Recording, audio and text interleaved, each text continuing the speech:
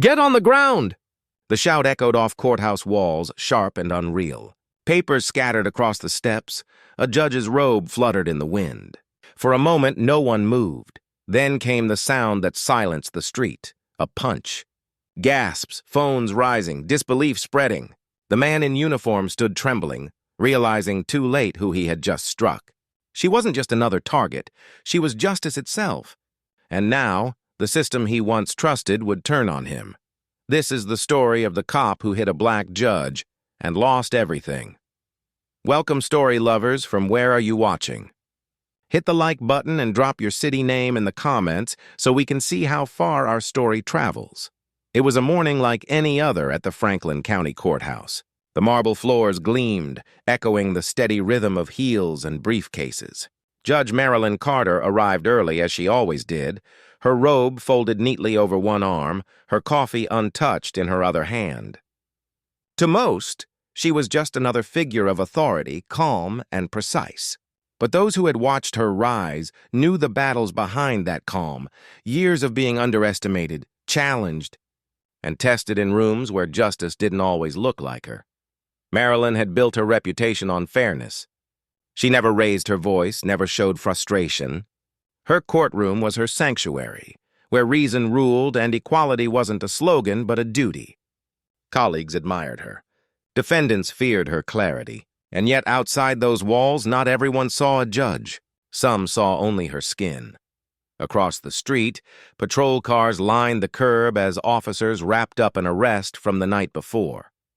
It was routine for them, but the energy felt different today, charged, uneasy. Marilyn noticed as she crossed the steps that the cold air was brushing against her robe. One of the officers watched her too long, his eyes narrowing, expression unreadable. She brushed it off. After all, she had a docket full of cases waiting. There was no time for distraction, but deep down something felt off. That stare lingered longer than it should have. The faint tension in the air pressed on her like humidity before a storm. Inside, her clerk handed her the day's files. Ironically, one case involved that same precinct across the street.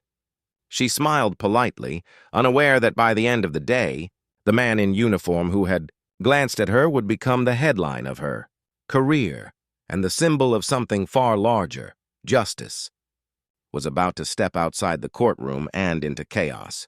The day unfolded like any other. Motions, hearings, decisions rendered with calm precision. Judge Marilyn Carter presided with the same poise that had earned her quiet respect through the years. But beyond the courthouse windows, a storm was brewing. By noon, the courtroom buzzed with murmurs about a controversial case, an internal misconduct review involving one of the city's most decorated officers, Sergeant Blake Nolan. Known for his aggression as much as his charm, Nolan had been accused of using excessive force during a protest arrest.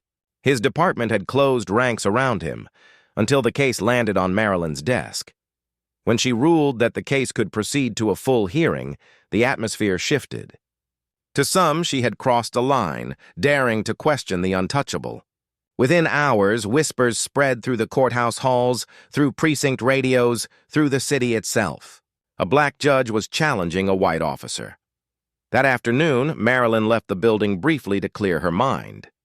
The cold air bit at her cheeks as she stepped down the courthouse steps, her thoughts swirling around the case file in her hand. She was tired but determined. Justice wasn't about who wore the uniform, it was about accountability. Across the street, Sergeant Nolan stood near his cruiser, laughing with two fellow officers. His laughter faded when he noticed her.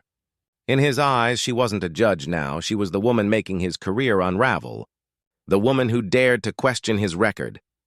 As Marilyn approached her car, she felt it again, that stare, heavy and invasive.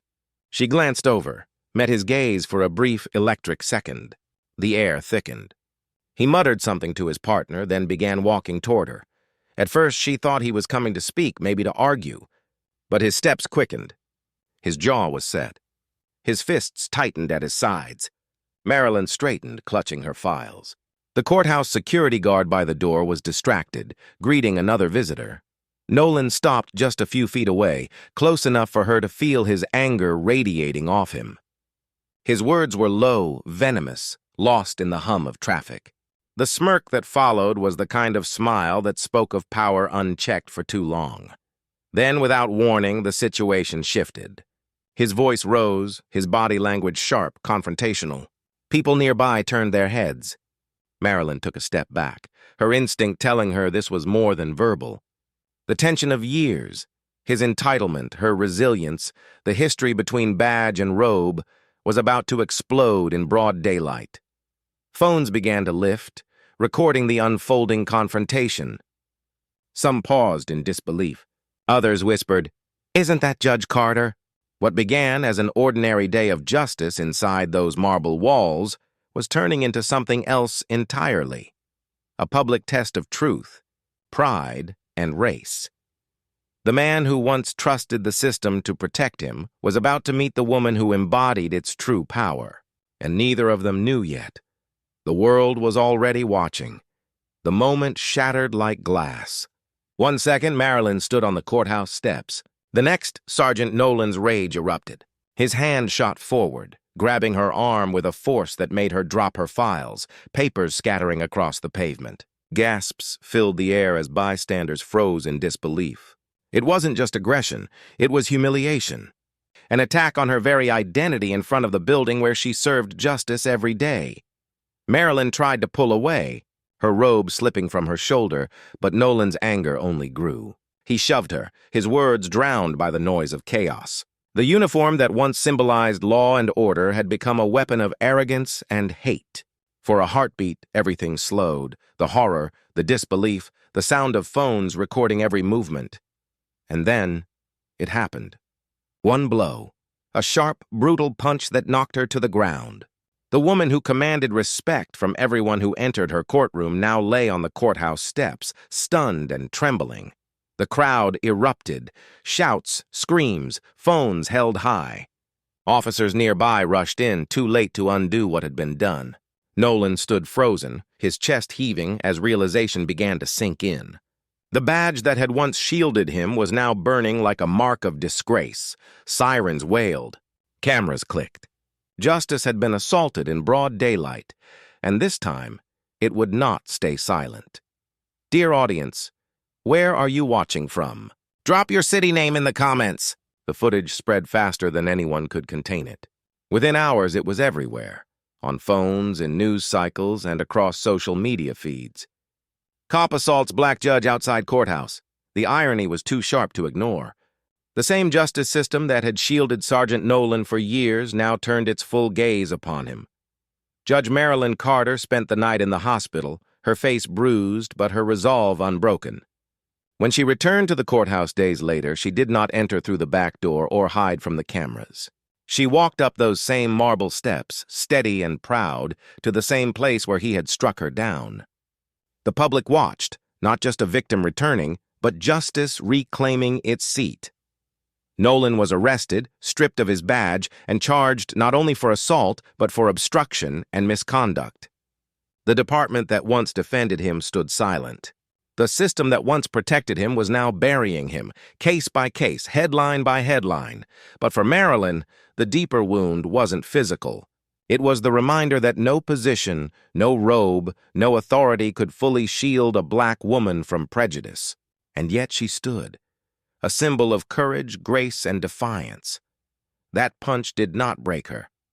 It unmasked a truth many tried to ignore. The courtroom became his judgment seat. And justice, for once, looked directly into the eyes of the one who thought he was above it. Thanks for watching. Subscribe for more true, powerful stories that matter.